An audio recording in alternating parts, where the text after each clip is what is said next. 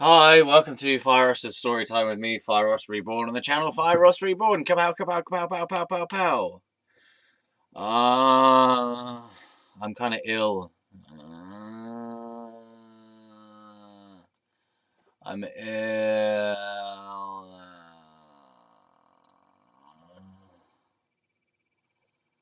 Uh, my lungs feel stuffy. My neck feels stuffy, and I keep having this weird smell around my fucking throat area.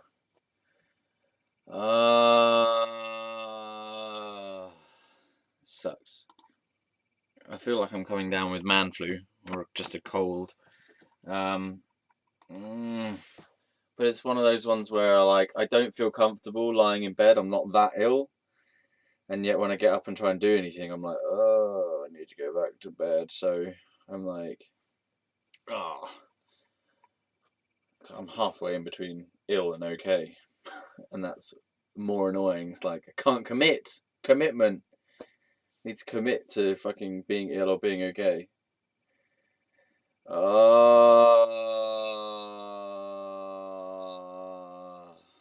good bit of news though is that my friend Tommy has offered to be a producer and record some of my songs um, on his home studio system because he is studying a degree in music production, and he needs to get into the swing of recording other people. So I'm the first person he's testing his skills on. So that's cool. So I'm going to go there tomorrow up in London. It's quite a long journey though, so I'm not looking forward to it. I'm glad I got ill today rather than tomorrow because I almost went to work today, but I couldn't do it. I got halfway there and I was like, nah, I'm bailing out. And I called my manager, which is myself, and I said, dude, I can't come in. I'm sorry. I'm really ill. I'm riding my bike and I keep stopping and I kind of like I can't. I keep sitting down and going, I can't go, I can't go, I can't do it. I'm too bad. I'm too ill. And I didn't really know why I couldn't go. I just felt really heavy. I was trying to ride my bike and I was feeling really heavy, and I was like, "Why? What's going on, man? Like, just get to the station and get on the train, and you'll be fine." And I was like, "Oh, I can't do it, man." And I turned around to go home, and then I got like halfway back home, and I was like, "No, come on, let's go back. We can do it. Let's do it." And then I got a little way along, and I was like, "Nah, man, I can't." I went and I turned back like two or three times because I couldn't decide whether I was well enough to go in or not. Yeah, and I ended up just coming home and going, "Oh God!" And then it kind of hit me as to why I shouldn't have gone in because I'm exhausted, totally exhausted, and yeah, exhausted and drained and feeling heavy and shitty and tired and yeah. But I felt like I should do a video on Fieros' story time anyway because it helps me sleep, honestly. It really does help me sleep. It just gets stuff off my head and out of my lungs. And I feel like I can sleep okay after I've said some stuff. Got it all out of my system. And considering I need to be up early tomorrow to go and do this recording, I thought I would do it early. So it's actually 9:30, whereas normally I would do it at like about 1 o'clock or half midnight or something when my mum's gone to sleep. My mum's gone out dancing. She goes dancing in the weekdays quite often, a few times a week. Um, yeah. So let's carry on with talking about Charlie, Mr. B himself, and trying to figure out why was that relationship so shit? Why haven't I moved on yet from it? Um, but then today I feel like maybe I don't even want to go there. Maybe I'll just go back to the ward and talk about what was going on in the ward. So Abdi, there's a person called Abdi. He was a young person. I think he must have been about 16 or 17 or something. He was in Ward 10, when I was there.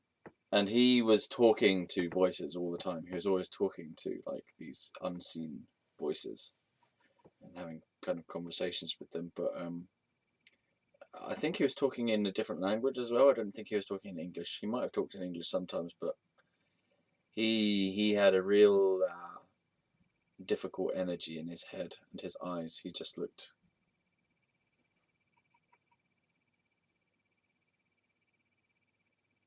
insane like that.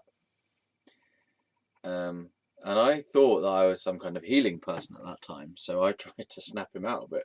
One of the things I used to do was, because he used to always do this certain pattern, he would walk up to the window, look out of the window, talk to his imaginary voices, and then he would go and walk back to the other end of the room, and then he'd go back and walk to the window and talk to his imaginary voices, and then he'd go.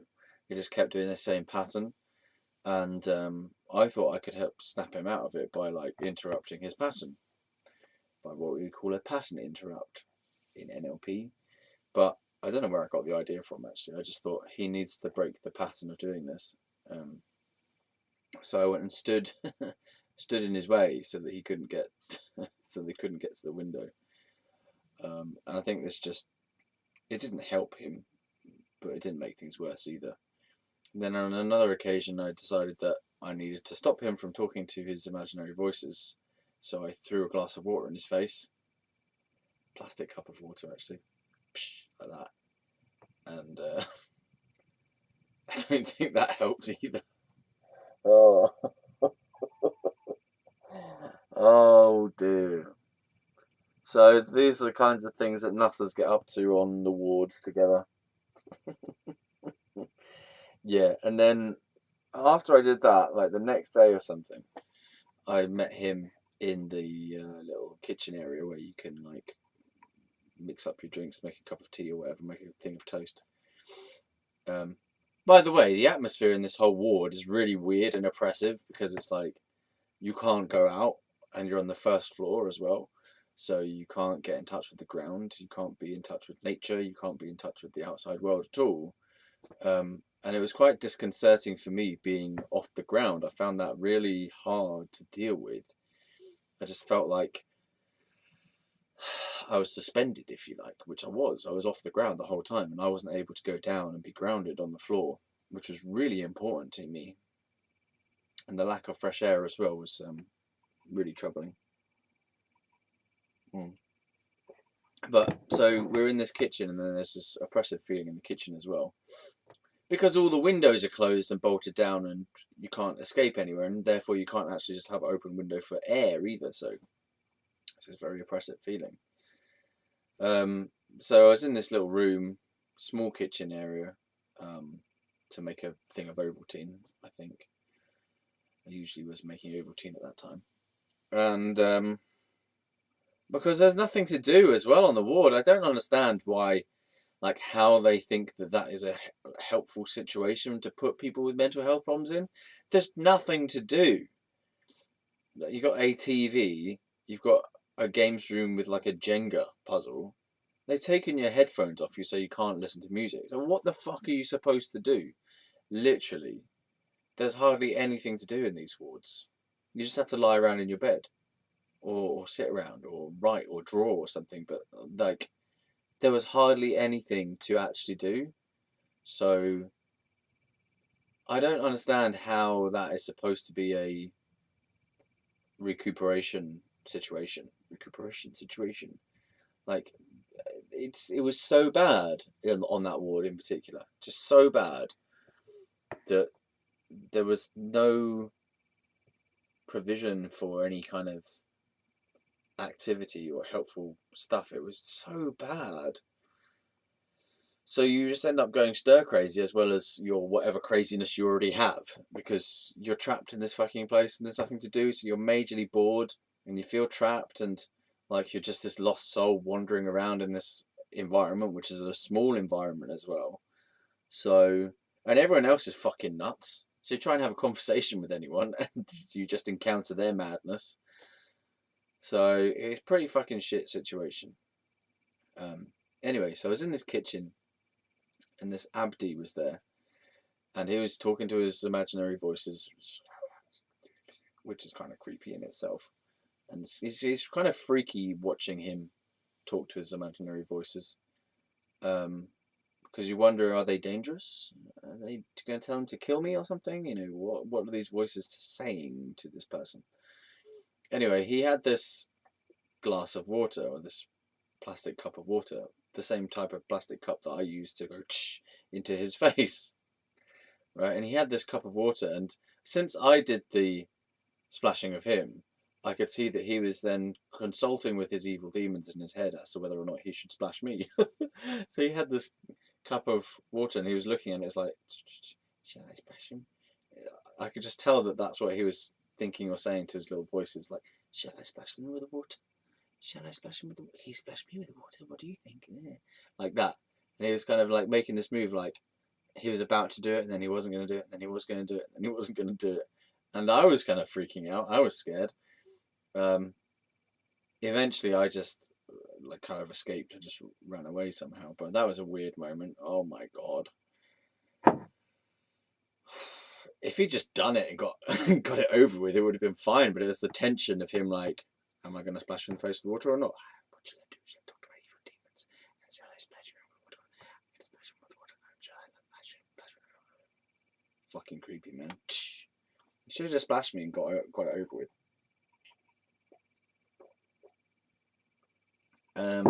Yeah, so I left that. Ah, God.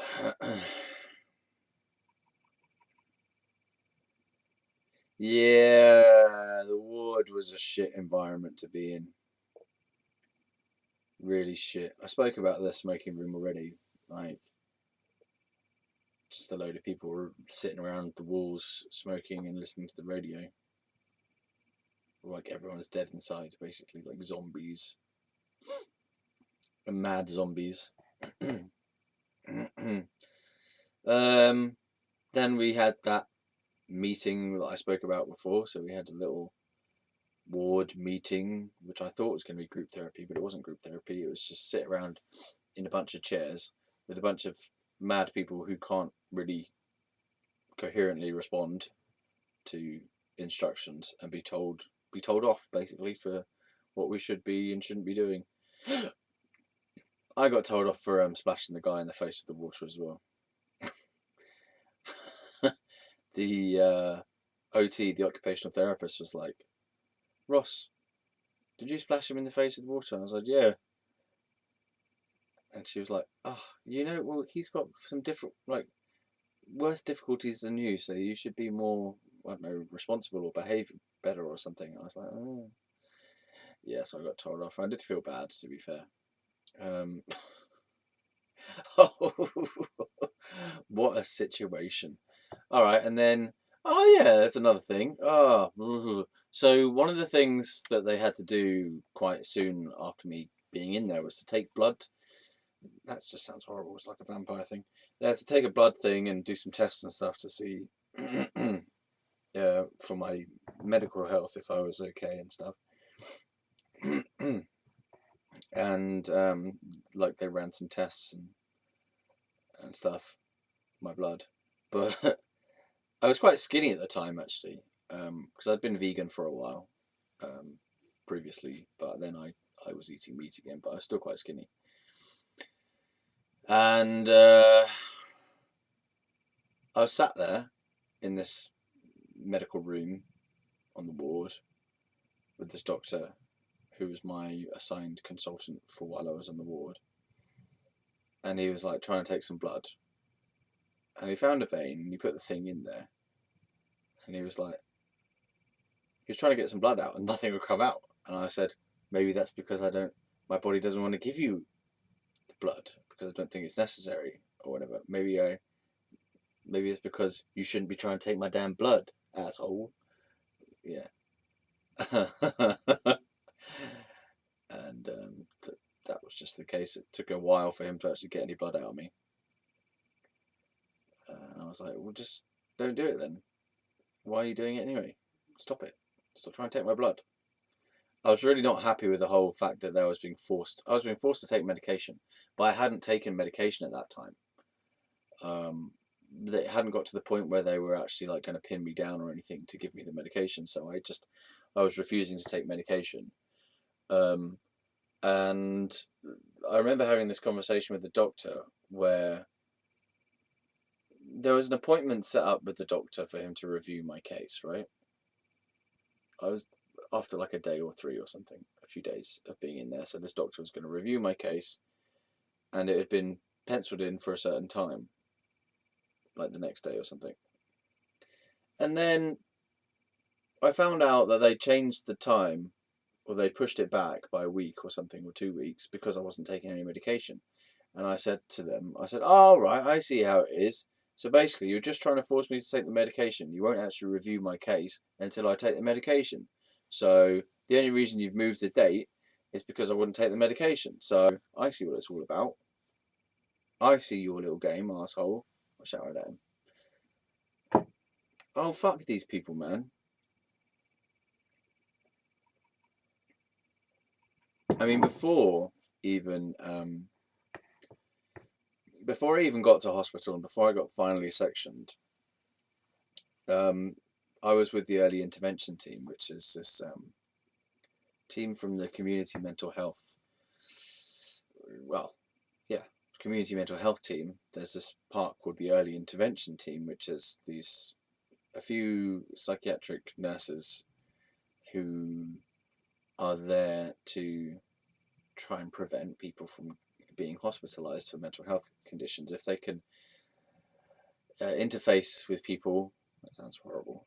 If they can communicate with people and intervene in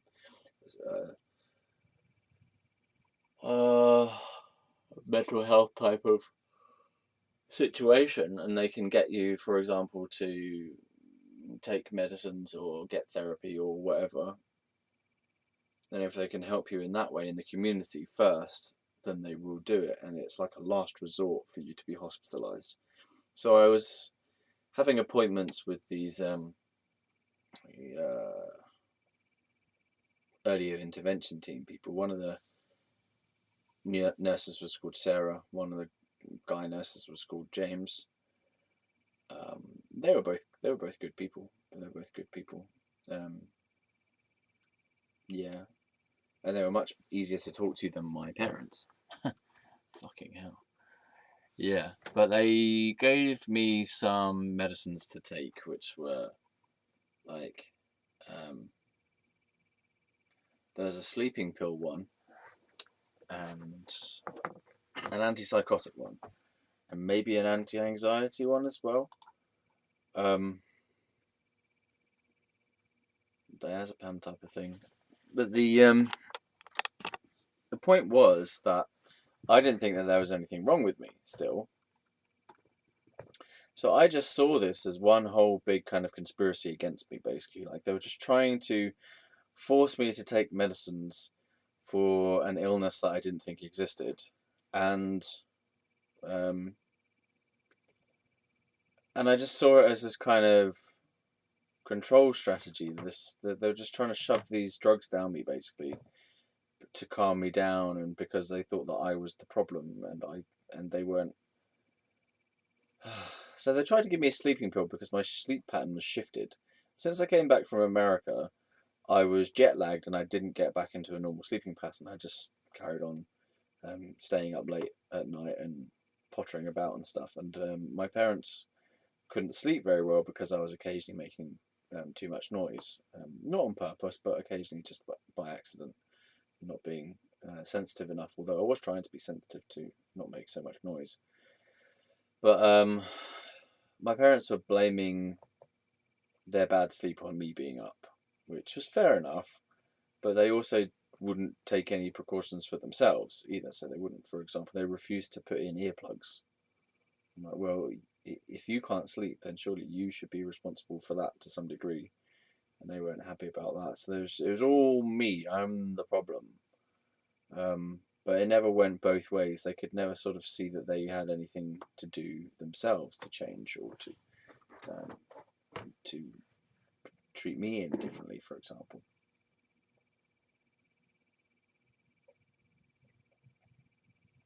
So they tried to give me sleeping pills, and I wouldn't have it. And they tried to give me the antipsychotic one, and I wouldn't have it. And I think there might have been an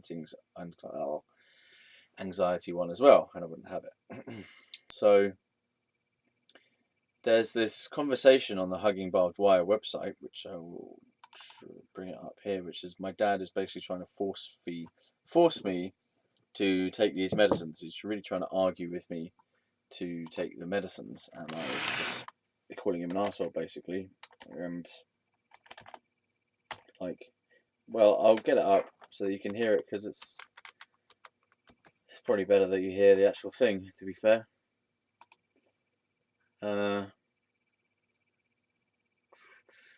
This is probably going to make me sound like an absolute mad person, but fine, we have to actually confront this, basically.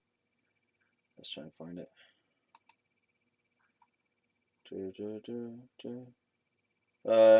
This might be disturbing in some ways for you, because this is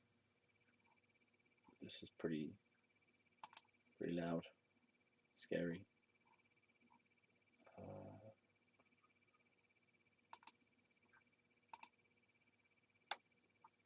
So we've got some examples here. So there's a 4-minute one, and a 27-second one, and a 3-minute one. Drug phobia recording. He pretended to take tablets when supervised and hid them when unsupervised. This is what my dad says. Other than during the team home visits, he refused to engage at all. Being psychotic doesn't mean you're stupid or lack cunning.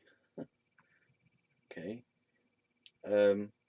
Despite his insistence, this is my dad still, despite his insistence that the problem lay with the behaviour and thoughts of everyone else, in the end he promised to engage in the process and to take medication. He was, of course, lying. I just wanted to get these fucking dickheads off my back, for goodness sake. Like, I mean, from my point of view, I just had a bunch of dicks hounding me all the fucking time, trying to get me to take medication for something that I did not perceive in myself, okay? But what I did perceive was a bunch of dicks trying to force me to do things and behave in ways that I did not want to. So my dad's saying that evening he said he would take his medication, supposedly took one pill, but then refused anything else. After all, why should he take powerful drugs when he was developing a higher consciousness and all the mental issues were ours and others? Given that's how he felt, he had a good point. However, his reaction to the suggestion of taking medication, as he had promised he would, was extreme, almost phobic. Oh, my dad's a fucking dick. I hate him. You're not. What the fuck? What do you listen to? What do you want me to do? You want to do this? What do you want me to do? Be yourself. Okay. Which is not this psychotic person. Well, who is myself? Where is myself? How do I be myself? How do I be myself? Take your medication. I didn't fucking take my medication. They can't want to do medication. Wow. So, oh my God. So my dad's saying be yourself. And I'm saying, like, well, how do I be myself? And he's saying that the only way that I can be myself is by taking the medication, because he doesn't see that I am being myself by being psychotic to him. So he's saying you got to take your medication in order to be yourself. God. What? Give me part two. Where's part two? Are you sure? Give me fucking part two, asshole. Where's part two? I'd taken one pill, and he was like, take your other pills. Like, where's part two? Where's part two, motherfucker? Asshole, sorry. Give me fucking part two. You're not gonna give me it. Why not? Because you don't want to give it to me. Because you know that I don't want to have it. Yes, exactly. Why are these fucking people trying to force me into a situation and giving me medicines that I don't want to have? Like, what the hell is wrong with these people? Like, I sympathise with myself still in this recording. Like, I think that my dad is being a fucking asshole, and I am just trying to basically defend myself and protect myself from doing something I don't want to do. You do, Dad. No, you do. And my dad is saying to me that I do want to take the medicines, and I'm like, What do you mean I do want to take the medicines? I know what I want. Why do you think you know what I want? Fuck you. Do I want to... Let me think, Ross. Do I want to have an antipsychotic drug? Yes, episode. Yeah, so I just said, let me just think, Roz. Do I want to have an antipsychotic drug? No. And my dad's saying yes. But this was one of the major problems of that whole time period, which was that especially my dad, but also my mum and sometimes my brother, they all felt that they knew what was good for me and what I wanted and what I needed and all this shit.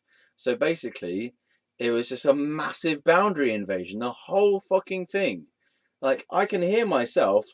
I may well even respond in a similar sort of way now if I was cornered in that kind of way. My dad in this situation is being oppressive, he's being suppressive, he's being controlling, he's being manipulative, he's putting words into my mouth, he's reading into what I want authentically, he's shoving his unowned issues onto me and trying to get me to take responsibility for them.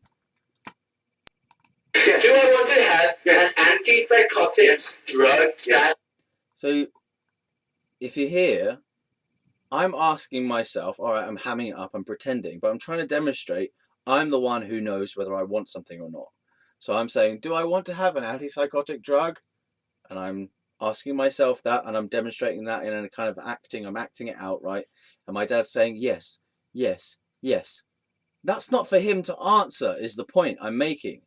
In that situation, it's not for him to say yes to that, because that is, I'm asking myself, do I want it? No, I don't. And you're saying, yes, I do want it. You're not the person who has that information.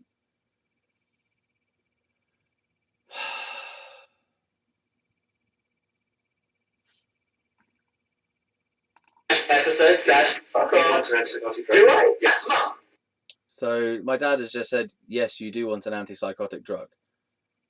And I'm telling my dad to fuck off, because that is, fuck, man, like, what the hell? You cannot tell me that I want something when the wanting comes from myself on the inside. I don't want the antipsychotic drug.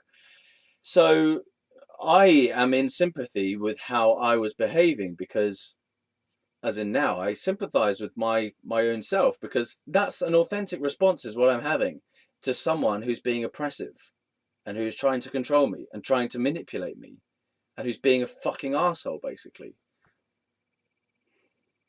Do I want to have an antipsychotic drug right now? So I'm asking myself, and he keeps saying yes. I'm like, dude, shut the fuck up. That is not your question to answer. I can't possibly speak. Do we know? Yes, he does. Mum cannot possibly speak for me, but you... Yeah, see, mum had slightly more wisdom about the situation, slightly more. Mum says I could not possibly speak for him, which is better, because she realizes she can't speak for me, but my dad is trying to speak for me. He does think he knows best. He thinks he knows what's wrong with me. He thinks that I'm the problem. He thinks that he has the solution. He thinks that his brain is right and my brain is wrong. You apparently can't. Oh, really? Because you told me. You just told him to give it. You just told him to give you part two. Yeah, I told him to give it to me. Did I say I wanted it? Okay, so I'm being a bit of a prick now, but I'm basically just trying to get them off my case, and they won't leave me alone. And there's nothing I can do in that situation to actually, like, get them to listen to me, because all my kind of protestations, if you like, to get these people off my case, to them is proving that I'm mad. So I'm at a catch-22 situation. I defend myself, they think I'm mad for defending myself. I don't do anything and I take their drugs, and therefore I have admitted to them that I'm mad. So in either situation I'm mad, so I can't fucking win. Last night you did. Did I say I want? Last night you did. I said period. I didn't say I want, and I didn't say I'll just take it. Last night. Fuck you. Fuck you. Fuck you. Man. Shut up. You're behaving like an actor. I know. Whoa, what's so bad about behaving like an actor? Oh my God, these people are driving me insane. Like a normal person. Why don't you behave like an actor? Because I don't want to behave like an actor. Because I don't need to. You're recording it. You're Wow. So I can see that I'm just matching to their frequency of nonsense. So my mum's trying to be oppressive, my dad's trying to be oppressive, and I'm trying to be authentic. And so as they're driving their energy into me, I'm responding big, and it's blowing up. terrified. You're recording it? Yes. Do you play it back to? Yes. You're terrified. Yeah. I'm terrified. Well, I'm kind of annoyed. My dad says that I'm terrified. See, this is what the hell was with these people always telling me how I am and what I am and who I am and what I want. Yeah. And you're terrified of what you're doing now. Yeah.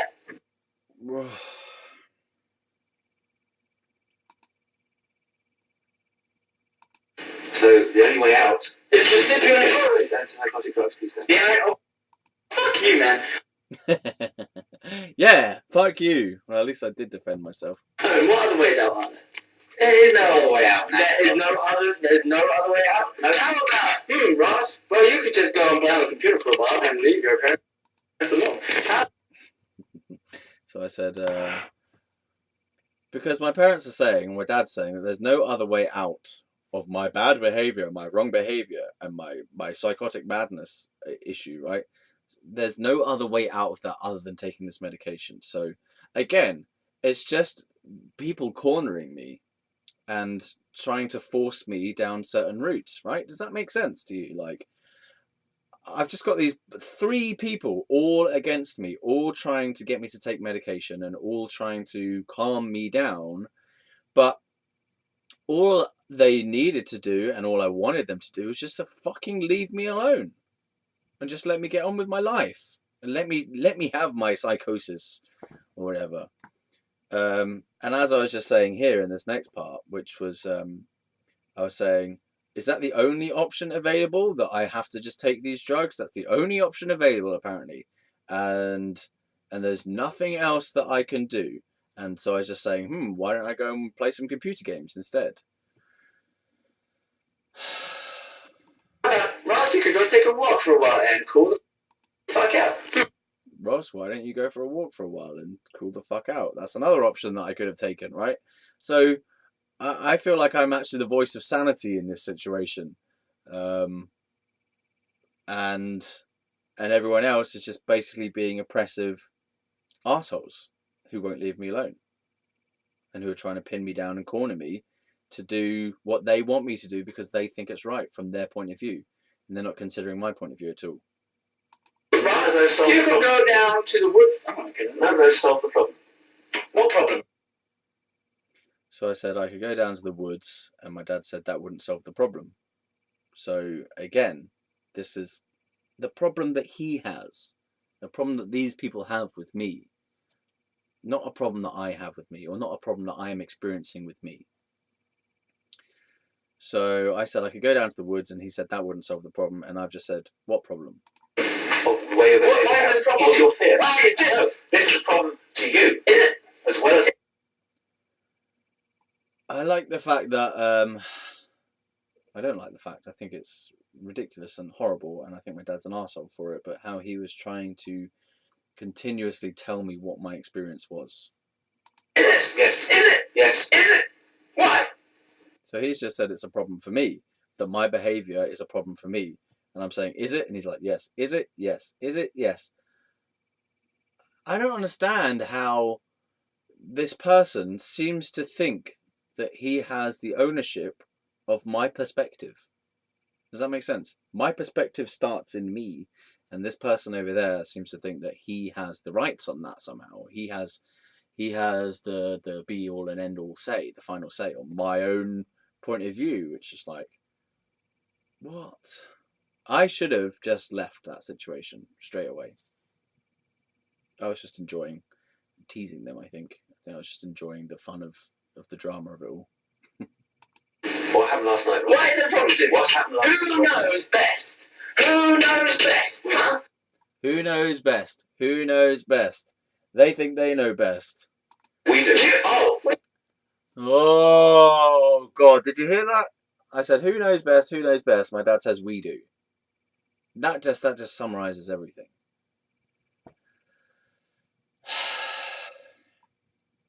The guy's a fucking arsehole. He was a fucking arsehole. You do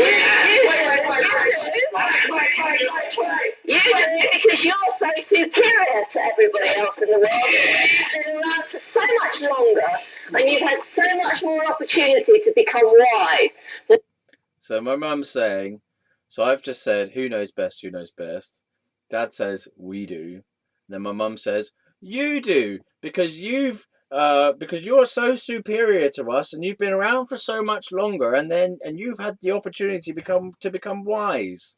So basically, what she's doing there, she's being sarcastic because she thinks that I think I'm superior to everyone, whereas the real case was they were the ones who thought that they were superior to me, and they were projecting onto me their sense of superiority over me because I was the child and they were the adult. And what my mum is even saying is actually she's exposing the fact that she thinks that I think I'm superior.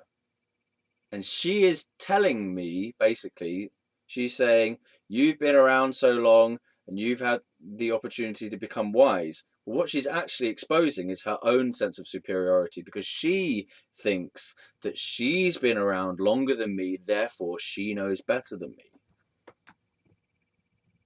Anybody else on this planet, despite the fact that you're 22 years old and you've done fuck all in your life. Yes.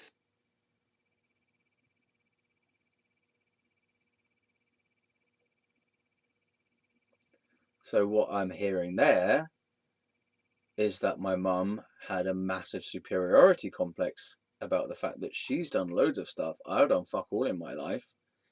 And so she thinks she knows best over me. So this whole thing has been about my parents and also my brother thinking they know better over me.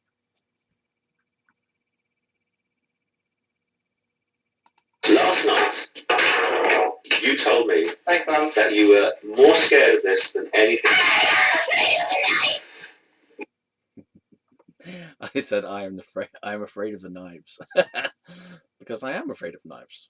Well, you told me you were very, very scared. A fucking knife and do that. You were very, very scared. You want me to do this again? Yeah. Do you want me to put the knife to my throat? Well, that. Oh, yeah. So I was threatening them with putting a knife to my throat. Okay, so I understand why I did it because I was trying to convince them. I was trying to show them just how mad they were, by being mad myself, I suppose. And how codependent they were and how attached they were to everything I did, but it wasn't working as a way of showing them their behaviour. It just made me look like a mad person. So, well. Sorry. Bye. So, yeah. I don't think anyone comes out looking good or sounding good from that situation. My dad sounds oppressive. I sound like a mad person. My mum sounds like a bitch. My brother chirps in for one moment, who seems kind of a bit afraid actually, but he wants the best for me, I think. I'm not sure. But yeah, this whole thing was fucked. So, I was trying to talk about, oh God, I was trying to talk about how I wouldn't take medication, right? And so that carried on into when I was in the ward. And I just like,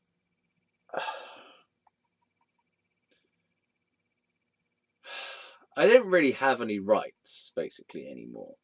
So once everyone had decided that I had an illness and this was a problem, then I was no longer being listened to.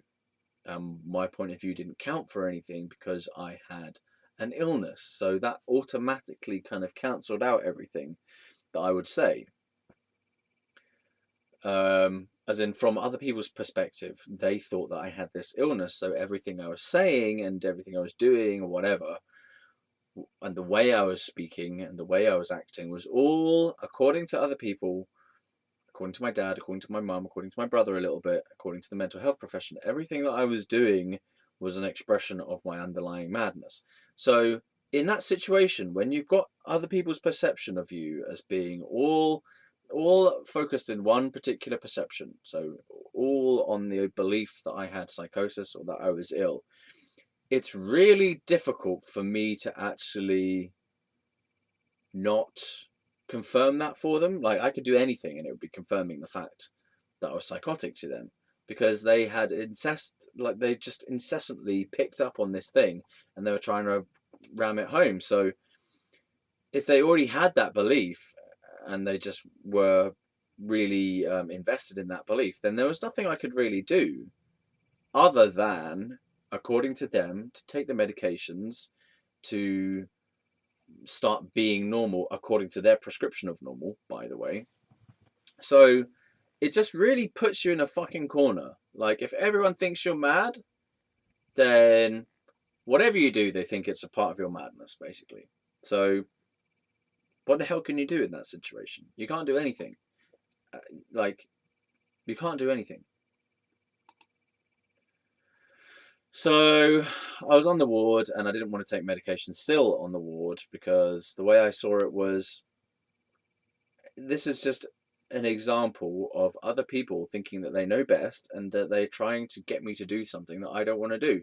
And it's now coming to the point where they've actually physically contained me to try to get me to behave in the way that they want me to behave. So it's just a massive act of coercion. I saw it as a massive act of suppression or control, or they're trying to suppress the authentic response, basically. So I was acting authentically. I was acting in accordance with my feelings, and being a immediate, spontaneous expression of my feelings at all times, pretty much. And I wasn't afraid to go to the place of madness in order to continue being myself. I didn't care what other people were were going to think of me. I was still going to be myself. But that just made them think I was mad even more, which, although I didn't care, what it did do was it started to just encroach upon my actual living situation. And now I'm in hospital in this scenario, and I'm in hospital, and the doctors want me to take medicines and I don't want to take them. So I didn't take them, so they changed around an appointment, so I had to go with the doctor for a bit. I kind of shouted at him down the hallway. I was like, oh, I see how it is it? So it's just because I won't take the medication that you've prolonged my stay, or you've prolonged the appointment, because you're trying to force me to take medication by another coercive strategy. Thanks very much. So yeah, pretty powerless situation to be in. So I didn't take them in that hospital, I don't think. I mean, I might have taken some. I'm not sure. I remember going to the bit where they hand out the medication, but I don't know if I actually took them or not.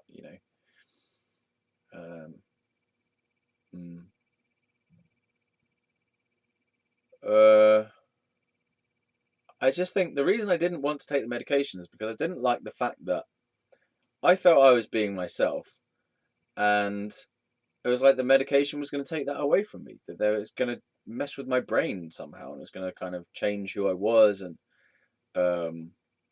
I didn't want to come down from that. I didn't want to come down from my high of being myself and being able to express myself however I wanted to at any time. So it's like, I saw it as the medication was something that they were trying to change me as a person, and they were trying to change who I was and to take something away from me. Something that I felt that I had gained by becoming this new type of self, this more expressive self.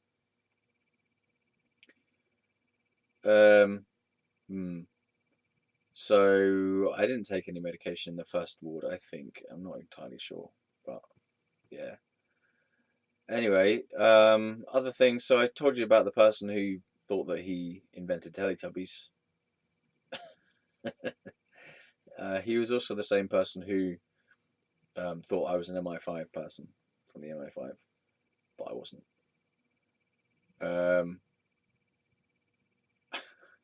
I went along to the TV room, and he was in the TV room, and he was just sat there watching TV, I guess. And I would just do this thing where I kind of tended to go up and just listen to people, or like, ask them a question, and just listen to them for as long as they could handle it, as long as I could handle it. And other people said that I was staring at them, but from my point of view, I was listening to them, giving them my full attention, listening to them. Oh man, the whole thing is a whole pile of shit. Anyway, so he told me that he invented the Teletubbies, which I'm pretty sure is inaccurate. I don't think he did at all. But that was just funny.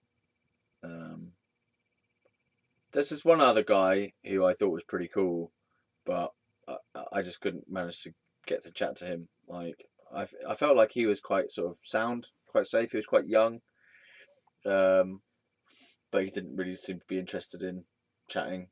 So that was a shame. Yeah. Okay. And so there was this good male nurse on the ward, psychiatric nurse, who was Indian. He didn't smell great. He had bad breath, but he was a decent guy. He actually came and sat in my room and like listened to me and talked to me, which was really nice. And actually, he was one of the best people who I interacted with out of the whole thing. There were other good people in the second ward, but in the first ward, this was the only good person. So he took the time to actually spend with me in my room and just asking me about things, and listening to me, and I really appreciated that. I think that type of thing goes unnoticed. I think that is something that a nurse or a doctor can do in that mental health environment, to spend time with a patient, to spend time with a person who is suffering, and to not be like ticking their boxes, and not be there trying to prove that the other person's ill in any way, or trying to advise them or anything. Just to be there, to be friendly, to listen, to actually be there, and to care about the other person. So there were situations that I appreciated where I felt like I was being treated like a human being from time to time, rather than being treated as an ill person who was a problem for everyone. So this nurse treated me as a human being, which was nice. So we just had a chat, and I told him that I felt like I shouldn't be in there, that I wanted to just get back out and play my music and get on with gigging and stuff. Because I was like, I'm so talented and I need to get out of here, and I want to go and carry on doing my music, and I'm not supposed to be here. This isn't the right situation for me. Yeah. And he was a good guy. You know, he came in and would chat to me every now and again, which made the stay a bit better. But then one night, it was dark. I was so sick of being there. It was 6 days into it. I was sick of it. I was like, right, if I was Gandhi wouldn't stand for this. Gandhi wouldn't be down for this. So I am going to make a principled approach. I don't think that I am supposed to be here. I think this is inaccurate. This should not be here. I mean, this should not be happening. Therefore, I'm going to act upon that principle, and I am going to take myself out of the situation. So I decided that I would stage an escape attempt, which I did do the next day. So yeah, I just remember thinking about, well, Gandhi wouldn't stand for this, so I'm not going to stand for it. So the next day, it must have been in the morning, I sat outside the lift. So the ward was locked, and I don't think you could actually access the lift unless you had a certain key, like a kind of key thing, because otherwise I would have just pressed the button and gone down the lift, right? So you had to have a special key type of thing to open the lift so you could get out, because it was a locked ward. And if you could only get out if you had the key. But what I noticed was that there were there were some painter decorators redecorating the kitchen of of the ward, the kitchen dining area. I mean, not the little kitchen that was for us to use. The kitchen area, like the canteen kind of area where they would serve up the food. Oh, by the way, there was like kind of catering staff, catering nurses, I suppose, would come up and bring up the food 3 times a day. So we had 3 meals a day. The food was pretty decent. I quite like hospital food in general. It's nice. It reminds me of primary school food. That's why it's like very much primary school food. You get like a little cake at the end, or a little piece of cheese or something, and a biscuit. It's totally primary school style, you know. A little cup of drink. It's like primary school, hospital food, airline food. They're all in the same sort of genre. Yeah, like it. So they would come along and do their stuff, do the food stuff. And oh yeah, I remember talking to one of those nurses, and she wasn't happy with me talking to her. I think I just asked her how she was, and she goes, "Don't talk to me, get on with it," or whatever. And I was like, "Oh my god." So again, this is that whole situation of like, once someone thinks you're mad and they're afraid of you, then they can no longer behave humanely towards you. Mm. I wish I'd seen what that face looked like. Oh. Yeah. Okay. So anyway, so there was some painter decorators redecorating the kitchen canteen the kitchen area. Fucking hell, man! I need to talk about another couple of episodes of things as well before I get to that, actually, because I haven't covered a couple of important interactions. All right, so let's go back a step. Sorry, forget about that part. We'll get to it later. All right, so I witnessed an argument in the nighttime between. Actually, this might have prompted why I wanted to leave. In fact, because the guy who invented the Teletubbies and who thought that I was working for the MI5, he had like a kind of he had an argument with one of the nurses. I remember that this nurse was a black nurse, and he had like cuts on his face. I think it was like from some kind of African tribe thing. I don't know, but he had like cuts on his face that had been intentionally put there. Yeah. Anyway, those two were having an argument about something. The one guy and the mad guy, apparently mad anyway. It's really difficult to tell who's actually the patient in some of these situations. Anyway, so he was getting angry because he wanted to be let out because he was an informal patient, right? An informal means that you're voluntary. So you've like committed yourself there. Informal mental health patients. Rights for informal patients. If you are an informal patient, you have agreed to come into or stay in hospital voluntarily. This means you are not being detained under the Mental Health Act, right? So this person was informal. They weren't being detained. So all patients, whether detained or informal, are subject to a stated level of observation, right? So your right to leave the ward. Informal patients are not subject to any restrictions on leaving the ward. You may wish to leave the ward for a few hours, overnight, or for longer. Whilst there are no restrictions to prevent you leaving the ward, staff continue to have a duty of care towards you as an inpatient. So please inform a nurse if you are leaving the ward and tell them what time you expect to be back. Please be aware that, even if the door of the ward has a locking system, the nurse will be able to open the door for you to leave.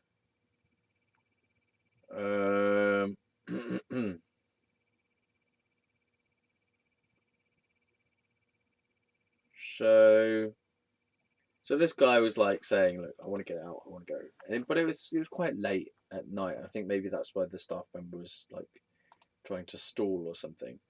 But the guy started getting really angry because he's like, "Look, I'm informal," and he was shouting it really loud. He was like, "I'm informal. I'm informal. I want to get out. Let me out. I'm informal. You got to let me out. I'm informal." That was pretty scary to watch. I remember just like being sat over there watching this happen and being like, "Oh my god, are they going to spark?" Like, I remember the patient pushed the nurse. The nurse didn't retaliate, but I think it just tried to sort of say, "Whoa, whoa, whoa, calm down," sort of thing. It didn't get any worse than that, but it was still kind of traumatic and scary to watch that happen. Because I don't know if he's going to go mad and attack me just for no good reason or what. I don't know. I was just kind of crapping myself watching this happening. And I think that contributed to why I felt like I shouldn't be there, because it was just a madhouse, people it just felt dangerous, it just felt scary and boring and trapped and all these depressing, horrible feelings of being in there. So, yeah, I witnessed that, and it might have been that same night, even, that I took a little adventure into the staff area. I just nipped in through a door into like the office, and no one was in there, and I carried on walking through it and found this like staff sleeping area bit, which was like, whoa, man! I found this like secret area, and there was one of the nurses who's having a little nap on a it wasn't a staff sleeping area; it was like a staff staff room rest area or something, right? And there was a staff member who was like not yet on duty, who was having a nap on this couch there. And I just kind of saw them, and they were like, "What?" And I'm like, "How did you get here?" And I'm like, "Well, there was no actual barrier, so I just walked around. The door was open. Like, I just was having a sneaky nose around. I was thinking maybe I could steal her purse, but I didn't. But yeah. So so they shifted me out. But that was when I learned that social boundaries don't exist in the physical world. So, the whole like, "Oh, you're not supposed to go in the office. You're not supposed to go in the office. Patients aren't allowed in the office." Well, okay, so that's a social boundary made up by people. But if the door's open, I can physically go in there, so I'm going to. Yeah, I like to test out what actual boundaries were real and what were just pretend made up by people. And I also like to find like things that normal people wouldn't know existed. Can you see that, by the way? Yeah. I like to find things that I like to find the unfound. I like to seek out those places that people don't even know are there. I called them no places. The places that people didn't think that they were a place. So they were not a place. They were a no place. It's a no place. Where are you? I'm no place. I used to find these little places. Quite often they were just like little chunks of woodland next to roads and little cubby holes of bushes and stuff, or secret abandoned buildings. I used to sniff around in abandoned buildings, or around the outskirts if I couldn't get in. I don't think I ever managed to get into an abandoned building actually, but I used to do urban exploring. Just I found some like kind of creepy, weird places around the Thames Valley University, which had been abandoned by that point. Yeah, I just used to sneak around in there, around that area, and went down some strange ladders and found some weird venting system stuff. I was like, "This is weird, man. Like, where am I? What is this place? This was cool." Anyway, but that was before I got into hospital, or afterwards, or something. I don't know. And I used to find hobo dens. Oh, there's so much to talk about still. All right. So I sneaked into the staff rest area and got told off and got pushed back out. Not forcibly, but just moved out. Come on, out you go, type of thing. And so the next day, okay, so that's good. So I told those two stories, which leads us on to the day of the escape. So there were some painted decorators decorating the kitchen, decorating the kitchen area, painting and decorating it, yeah? And I clocked on that, okay, so you get visitors. Visitors would come to the ward. And the staff members had to come in and out. These painters and decorators had to come in and out. So from the outside, if you didn't know I was a patient, it might be that I was a visitor. I mean, I just looked like a young boy, not young boy, but like, you know, a young adult, 22 years old, as we just found out from the nice piece of audio recording. So I could have been anyone from that situation. You know, I realised, okay, so it's only the people who believe that I'm insane, or who believe that I have a mental health problem, who will register me leaving. If that makes sense. So anyone else, they don't know who I am. They don't know me from now. They don't know me from Adam. They just know my outside appearance. I could just be a visitor. Like, from their point of view, if I act like a visitor, then I may as well be one from their point of view, you know. So I could, so I understood that.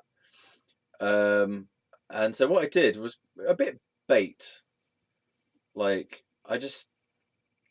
bait means blatant, by the way, if you're not familiar with my terminologies. It was a bit blatant. It was a bit obvious that I was about to try and leave, because I just sat opposite the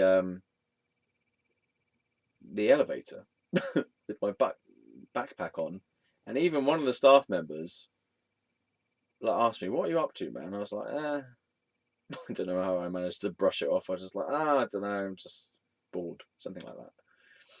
So I sat there looking at the elevator with my rucksack on, ready to leave at any moment, basically. Pretending that I was just waiting to be let out, and it was kind of normal that I should be let out, and I was a visitor, and I was just waiting for someone to let me out, right?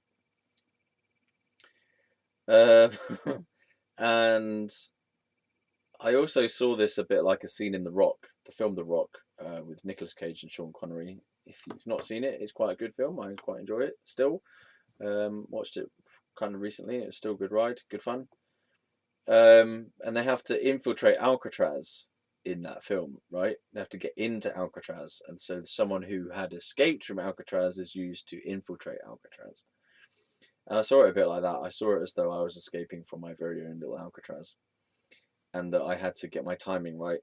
And because when they're trying to infiltrate Alcatraz in the film, they have to get their timing right and do a certain role, like underneath this fiery mechanism thing, whatever, the boiler shaft, I don't know. Yeah. And so they had to kind of get the timing right, and I was like, I've got to get the timing right in order to escape. So I waited there opposite the elevator, just kind of pretending to be normal. And then one of the painted decorators came along, had the key for the lift, opened the lift, and I just like nipped in there. I was like, I was shitting myself though. Like, on the inside, my whole body system was going, having a kind of mini anxiety attack while I was doing it, because I didn't want to get found out. I was shitting myself. I was going to get caught, right? But I didn't get caught. So I got in the elevator with this bloke. I don't remember what he looked like, but I just remember being in the elevator going, yeah, like, I can't believe it's actually worked. So, so I got in there, went down, and then just like walked out like I was a normal human being.